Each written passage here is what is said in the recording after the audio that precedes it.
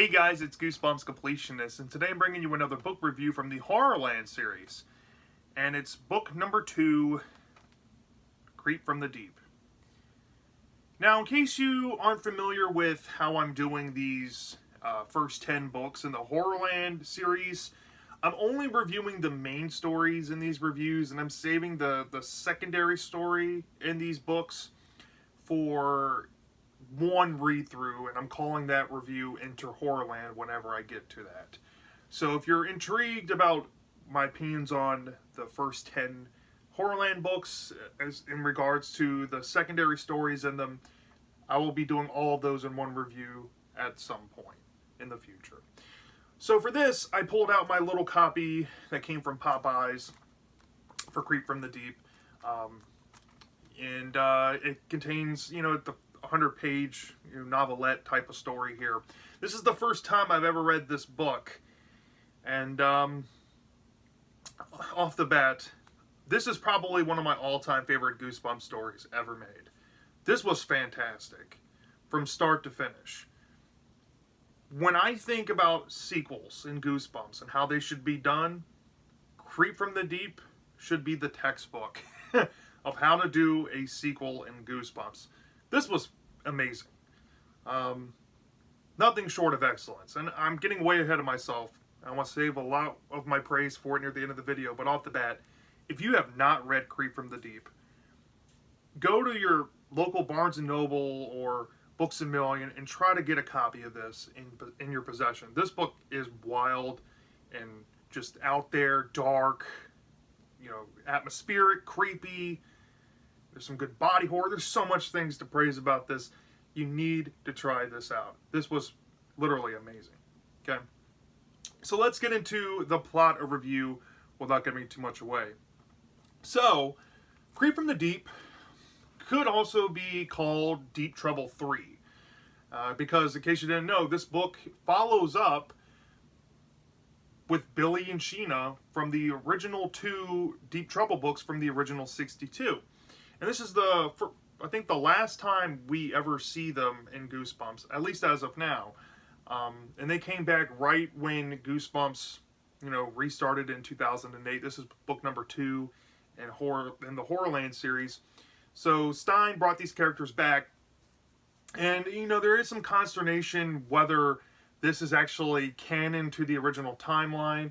There are some things I will bring up near the end that I can kind of see that you can kind of shoehorn this in between the events of the first book and the second book, but we'll get there. But anywho, the story starts off with Billy. Billy Deep, the main character from previous 2 Deep Trouble books. And now he's 12 years old again. He was 12 years old in the first Deep Trouble, then he was 13 in Deep Trouble 2. So this book brings him back to being 12 years old, which is a mild continuity thing, but, to each their own. I mean, you can kind of, like I said, you can kind of place this in between the events of the books if you want to. And he's imagining himself again in another persona. This time it's a little bit different persona than the first 2 Deep Trouble books. He's called himself like the Undersea Mutant, or I think that's what it's called, something like that. And he's fantasizing about being like an underwater superhero. And he loves the water. He's got some jokes to him. He's more quick with his humor. He has some snarkiness to him. He's pretty honest. And you off the bat get a sense of who Billy is, in case you haven't read the Deep Trouble books before. And as the story kicks on, you realize that Billy is again in the Caribbean with his uncle Dr. Deep and his sister Sheena. And they're having a grand old time on the Cassandra, the ship that's been on, been in the past 2 books before this. And they're having another escapade over in the Caribbean. Their, uncle does research into wildlife, sea life, sea plants and stuff. He's conducting research and, they're enjoying their summer and time with their uncle. And the uncle brings up this story to them about this shipwreck that happened over 200 years ago. And the ship is called the Scarlet Skull. And the Scarlet Skull is linked to this captain called Long Ben One Leg. Long Ben One Leg. What a name. And he tells the legend about Long Ben One Leg, and that he had this massive, loot going through the Caribbean, and some ships were following him, and the legend says that these ships watched the Scarlet Skull go through this black fog out in the middle of the ocean, and when the black fog disappeared, so did the ship, and the ship was never heard from again. Well, legend also says that the ship had wrecked somewhere nearby, and Dr. Deep has been doing sonar research and talking with locals and, kind of trying to pinpoint where this ship may be, and he thinks he has an approximate location. And Billy and Sheena are like, this is so cool, this legend's awesome. What if we find buried treasure? And Dr. Deep's like, well, that's the goal. I've invented this submarine here. I think they call it the Deep Diver. And it's off the side of the Cassandra where the dinghy boat used to be. And he wants to use the submarine to go down and find the ship. And he tells the kids, hey, you can come with me. And Billy is kind of nervous. He has kind of this fear of, going down there. He's heard horror stories about submarines crashing and stuff, and he's really scared. And his younger sister, Sheena, and at least in this story, Billy is more relatable with his fears than the previous two books. He's open about it, and he tells the reader that he thinks that Sheena's more braver than him. But Sheena, kind of, coaches him into it, and they all hop into the submarine, and they decide to dive down to where they think the ship could be. So they start descending, and, it gets darker, and there's sunlight out when they start, diving down. And everybody's, having a fun time, and then things get kind of uneasy as the farther down they go. There's some electrical problems going on with the motor. The motor keeps cutting off. The submarine's losing a little bit of power. And this freaks Billy out a little bit, but then the power kicks back on, and they get to see some, pitch black at the bottom of the ocean, which is petrifying to me. I'm somebody who has a big fear of, the abyss and deep water, so this stuff really got to me. Being in a submarine is probably the last thing on Earth I would ever want to be in. So this is petrifying, me reading this, y'all. So they're down in the submarine, and they think that they're about 100 yards away from the ship. They've tested the sonar. They ran the sonar before they went into the submarine. And something weird happens. They get enveloped by this black cloud. And they can't really describe what it is. They just know that something's off with this black cloud. And the black cloud kind of puts Billy and Sheena kind of out of it for a minute. And when they come to, their uncle, Dr. Deep, is completely missing out of the submarine. And they're checking all the hatches in the submarines, trying to figure out how he escaped, where did he go, and they realize they don't know how to drive the submarine, and the submarine, they notice, has lost power, and it's falling down towards the ship at the bottom of the ocean. And, of course, they hit the bottom, and they have this, crashing sound, crashing sounds are scaring them, and, they hear the crunching of wood, and they hope that the submarine didn't get punctured. Well, when they look out the window of the submarine, they get greeted by skeletons.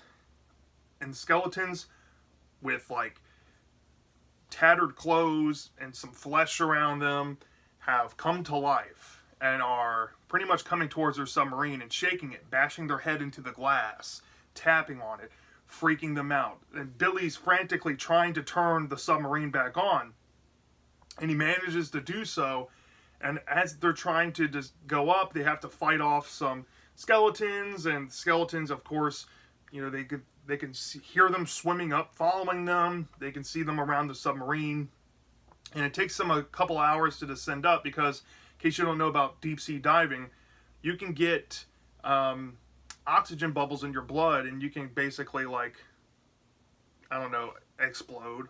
You have to depressurize. So it takes them about 2 hours to get up from the bottom where they're at. And when they finally get up, they realize that they're far away from the Cassandra, and there's nothing nearby. And Billy's too shaken up to leave the submarine, so Sheena hops out the submarine and looks around and scopes out an island nearby. It says, hey, we should get out of the submarine and swim to the island. That's our best bet. Maybe we can, signal some help or maybe find some help there. So Billy and Sheena realize that they're going to have to park the submarine and swim over to the island because, the only other option is to, take the submarine, and who knows what these skeleton creatures are doing. So they swim to the island and they arrive. And then once they're on the island, they're kind of questioning what happened to their uncle. And they're like, I don't know. Billy's like, I don't know what happened to him. Anything could have happened to him. And they start reminiscing about this legend about Long Been One Leg. And like, they had to be undead pirates. These pirates, according to the legend, had fallen with the ship and drowned. And so did the treasure. And they put two and two together that maybe these pirates have come back to life. Maybe they're angry that we bumped into their ship. And then the two notice that there's footprints, right? So they follow these footprints and they see a man in a cloak, or what they think is a man in a cloak, but it's actually just a skeleton stuck in a cloak overlooking this piece of driftwood. And they get the idea that, that maybe those tracks are fresh. And since there was a scene where Billy really injured his leg and he thought he broke his leg trying to, get out of the submarine. And his leg's really hurt. So he grabs a piece of driftwood, or what he thinks is a piece of driftwood, and uses that as kind of like a cane to walk around on because he's kind of hobbly. And when they start walking back to the beach, they notice a bunch of fresh skeleton tracks. And they get scared, and they're like, these skeletons must be on the island. They know where we're at. We got to go try to find a good hiding spot.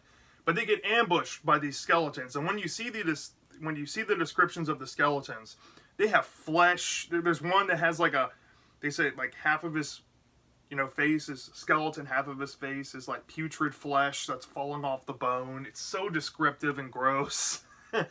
Really gory stuff. And basically these undead pirates with flesh falling off their bones cornered them.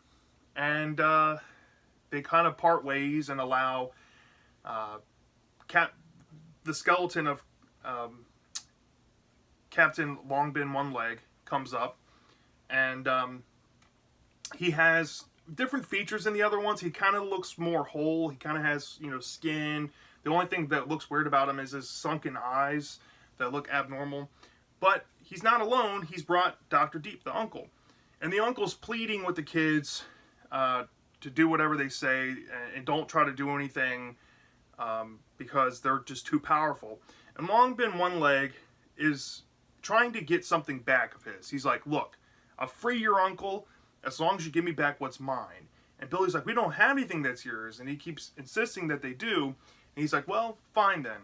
I'm going to get it back whether you like it or not.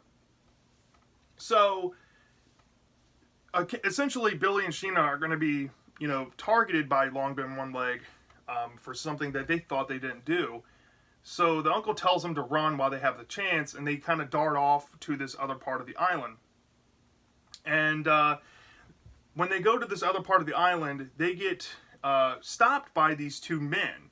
And I forget their names, but these two guys say that they're photographers on the island, and they're here doing their own photography research, and they want to take a picture of the shipwreck. That's why they're there. And they're like, well, that's kind of weird and strange that you happen to be on this island. They're like, and they kind of give some backstory and give some, they give an alibi that makes sense to Billy and Sheena. So they're like, okay. And they're like, here, we have a boat nearby. What we're going to do is, you come with us to the boat. We are going to grab our stuff, and we're going to head over to the submarine. We're going to park the boat next to the submarine, and we're going to dive down to the spot just to make sure that stuff is there. And Billy Sheena's like, okay. And they said, we need the treasure, because according to Long Been One Leg and what they've assumed is what they want, what he wants is the treasure. And they make the two men agree that to bring up the treasure, and they'll give the treasure to the skeletons to get their uncle back. In exchange, these two men get to take photographs of the shipwreck and become famous. So they head out to the boat, and they get close to where the submarine is. They park the boat. The men leave their bags behind, and they go diving. And the two kids, Billy and Sheena, are kind of talking, and they're like, well, they're going to have some equipment they're going to need that we're going to have to give them. So, might as well like get that stuff prepared for them and do something nice for them. So when they open the bags, they find guns. They find guns in these bags. And they're like, oh, wow, these men aren't what they say they are. And when the men resurface, they do bring up this treasure box with this ornate scarlet skull on the top of the box. And they bring it into the boat. And the kids, they have all the bag stuff. The guns are exposed. And the two men are like, wait a minute. They've already opened the bags. So they tell them, like, hey, we're going to keep it for ourselves. We're going to be rich. And they get into a backstory. When they start taking their masks off, one of the guys' skin completely falls off and shows that he's a skeleton. And the other one, his skin doesn't fall off, but it starts drooping down his face. And they essentially say a bombshell that Long Been One Leg stole their treasure with the skull on it. And he took it with him on the ship into that black cloud and disappeared. And they went after it, and they died, and they wrecked too, and they became skeletons. And since they want their treasure back, they crawled out of the ocean, and they ambushed fishermen over the years, and they've ambushed hunters and gathered supplies, gathered a boat, some guns, and even took their skin. So these two skeleton guys have killed people and taken their skin and worn it. What the world, man. That was really dark when you read that part. That sent shivers down my spine, for real. I was petrified.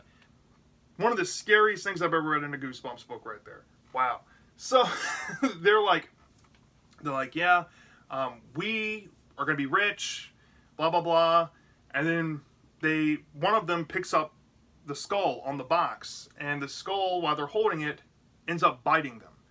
And what ends up happening to these two skeleton dudes is that they essentially get eviscerated by this skull, and something really like metaphysical happens with them.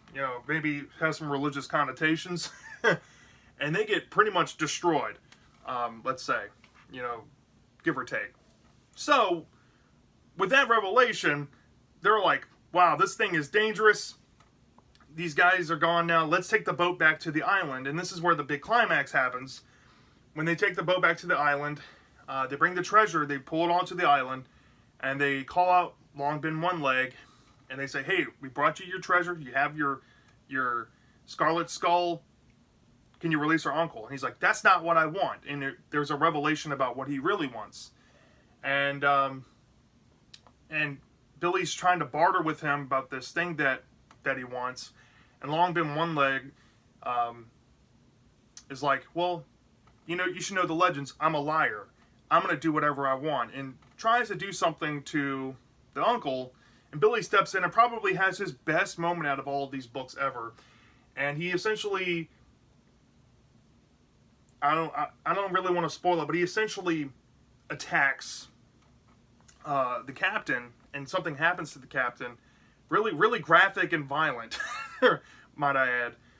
And let's just say something happened to the Captain Long Been One Leg. And let's just say that during the climax, the ship itself has risen out of the water, and there's this crazy stuff going on. But once this thing happens to the captain, everything seems to kind of revert, back to normal. At least that's how it seems. Everything's falling apart. And Dr. Deep is like, okay, let's get on this boat and let's get out of here. They managed to stumble across accidentally onto the Cassandra. They forgot where they parked it, and apparently the anchor got pulled up and like drifted, and the boat came nearby them, and they got back on the Cassandra, and Dr. D drops a bombshell about this black cloud and what he's come to understand it as, and they have to pretty much go to it to escape, and they may or may not do so. And the ending involves, after what becomes of that, there's a twist that maybe things aren't as they are or were hinted at to be before they went to the black cloud, and then that's where the story ends. I'm trying to be vague as possible without spoiling the end, but that's essentially Creep from the Deep. All right, so this review, this part, is going to be pretty much all positives. I really have no negatives with this book, so this is going to be a gushing review for me. Off the bat, one thing I really love about this book, right, is that, Billy Deep is probably the most solid and consistent protagonist in Goosebumps history. This book, to me, encompassed some of his best qualities that show that he's flawed, but he's also heroic, and he's forthright, and he's valiant. He's honest with the reader. He has a joking side to him. He has a deep, rich monologue, some sass. He's just a well-rounded character. And the stuff he goes through in this book, it's up there, in my opinion, with Alex Hunter from Werewolf Skin for me. This is great stuff that he goes through. Sheena also has some moments to shine in this book. She's definitely given the most spotlight out of any Deep Trouble book I've ever seen her in. And Dr. Deep, I think how Stein was able to do that was that he put Dr. Deep more on the back burner in this book.